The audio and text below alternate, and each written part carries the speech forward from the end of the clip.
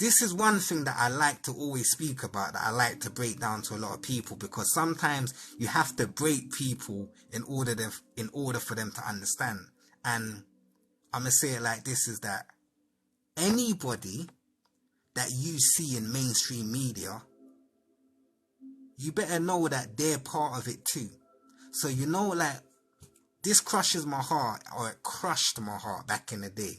But I say this to people, and you got to understand, is like, your favorite artist is deceiving you, is manipulating you.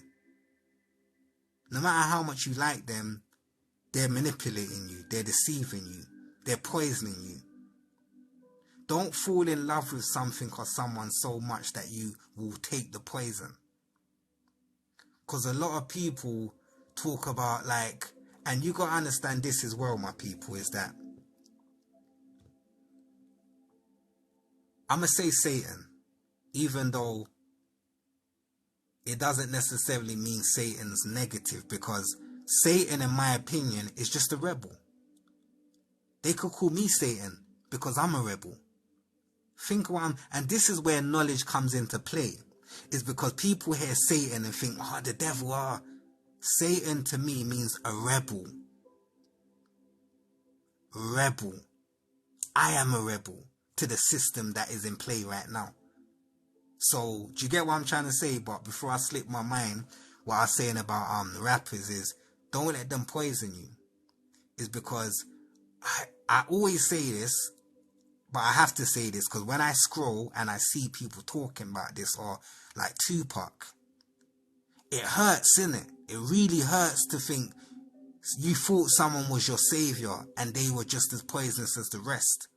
But you gotta understand this, is that what I was gonna say about the Satan thing is that Satan ain't gonna come to you dressed as Satan. And if you think he is, you're dumb. Anything negative is going to come at you in the most angelic possible way. Do you get what I'm trying to say? You'll be stupid to be a devil and dress up as one. You're going to come as an angel and make people love you. You're going to speak everything that people want to hear. You're going to fight the establishment and act like you're fighting the establishment. And the establishment's going to act like you're fighting the establishment. They're going to put certain stories in the media and look like they're fighting against you. They're going to make it look like you're a villain to them because you're fighting them. It's a stage. It's like watching EastEnders. They're characters. And people are getting hooked up on characters, thinking it's reality, thinking it's real life. So just remember that, my people, is that I always say this and I'm going to say it again. You ain't going to give the enemy or your enemy a stage.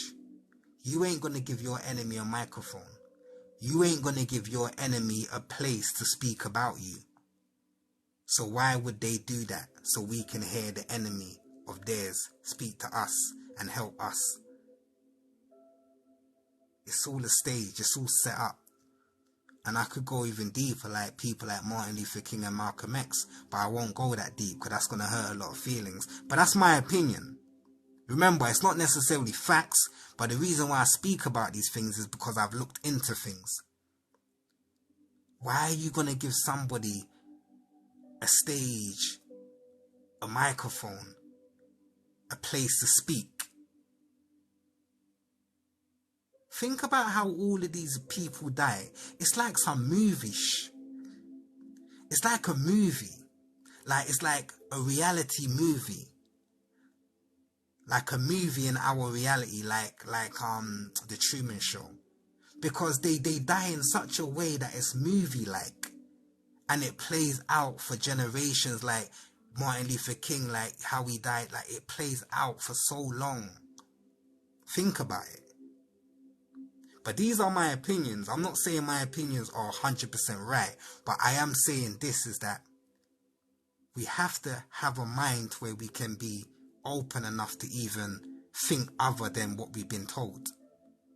Think about that. If I say something that is out of the norm and you just Ah, shut up, you're chatting rubbish.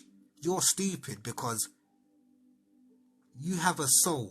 Tell me, does it make any sense? Does it feel like it could be true? Could it be true? You might find an answer because of what I said. I might not be right. Do you know what I'm trying to say?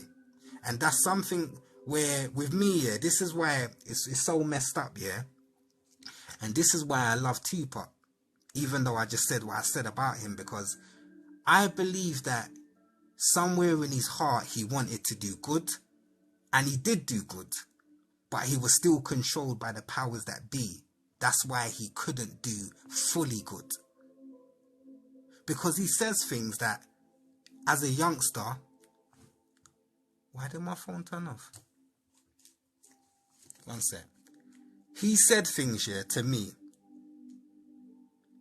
As a the music's gonna stop because my hotspot turned off. He said things to me, yeah, as a youngster, yeah. And he said like things like, I might not change the world, but I will spark the brain that will. So it's like, as much as he was, you could say, a puppet, he still tried. So it's almost like, wait there, one sec, let me try and turn this on. Oh, this phone's acting funny. But yeah, let me just continue, and then I'm gonna... But yeah, like what I'm saying is, he tried, but he was controlled by the powers that be, and it's just plain and simple, because I feel that, without going into it too much here, but it's characters, isn't it?